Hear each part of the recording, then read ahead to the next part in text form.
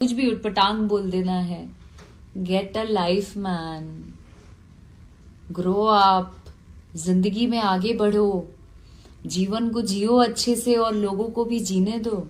Hi friends, आए बहुत बढ़िया होंगे। तो ये अक्षर सिंह का पास होकर आप लोगों को कुछ समझ में आए क्या होगा, नहीं समझ आए तो प्लीज़ मेरे वीडियो को लास्ट तक बने रहे, पूरी डिटेल से समझाते हैं। आप लोगों को तो पता ही है कि पवन सिंह और अक्षर सिंह पे एक गंदे तरीके से इल्ज़ाम लग रहा है।